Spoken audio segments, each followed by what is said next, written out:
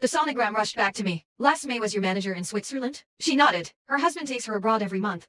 Last April, I had gone through round after round of IVF. It finally worked. And then the baby was gone. I called Miller 100 times. He was in Switzerland. Afterward, he refused to leave my side as though atoning for something. Now I understood. He had already been with Scarlett. The whole time. I sent the photo of our marriage certificate to a friend. The reply came back fast. Fake. Every time I'd gone back it had all been for nothing. I sat beside my mother until morning. Mom, if I go back again will you have to go through all of this again? She didn't ask why. She just said softly, when you go back next time, I'll finally tell you where the matches came from.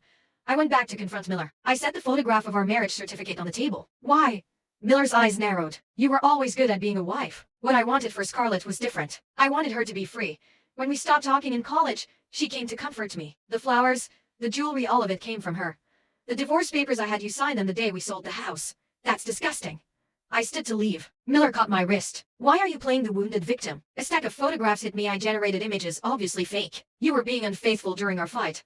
I almost laughed. I had loved this man that long. I had been that blind. Miller, have your ID people check those images. They're fake in 5 minutes. My phone rang. Samantha! Scarlett came into your mother's room. Your mother has gone into shock. I ran. Scarlett was kneeling on the floor. I only said a couple of words to your mom, and she started screaming at me. I stepped past her. That's impossible. Pancreatic cancer patients don't have the strength to fight or scream. Scarlett crumpled to the ground, clutching her abdomen. Pain exploded across my cheek. Miller's voice was merciless. You go be unfaithful and lose your own baby. And now you want to take mine too? The heart monitor began screaming. I watched Miller scoop Scarlett up and call every doctor out. My mother hasn't been stabilized yet. She took care of you every single day. Miller glanced at the hospital bed. Your mother's cooking was never that good. And I never asked for her help.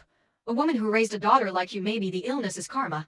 The line on the monitor went flat. My knees hit the floor. With shaking hands, I pulled the matchbox from my pocket. The flame kept going out. My tears put it out again and again. When it finally caught, a hand seized my hair. Scarlett's baby almost didn't make it. Mr. Miller sent us to teach you a lesson. I stopped fighting. From the next room came Scarlett's voice, soft and playful. The doctor said the baby is stable. Come here, I've been waiting. Don't you think it's kind of a thrill? Samantha and her mother right next door, listening to us. The anger rushed through me. I pushed the men away and grabbed everything within reach. The noise brought Miller in. Scarlett pressed a hand to her lips, eyes wide with mock horror. Samantha, don't tell me you had someone in here with you. I picked up the fruit knife from the table. I smiled. I closed the distance to Scarlett in a single motion. Miller stepped in front of her. The knife struck him. Scarlett's scream tore through the room. The match flame died. Miller, I'm the one who can go back in time.